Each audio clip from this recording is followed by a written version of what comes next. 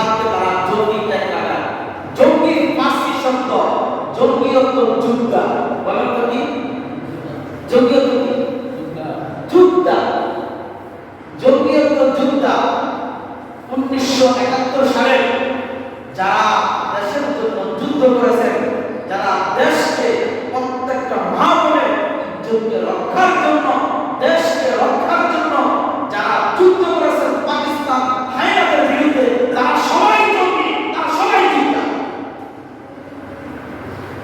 এখন বর্তমানে পুলিশ সেনাবাহিনীরা যারাই দেশের জন্য কাজ করে সব জঙ্গি।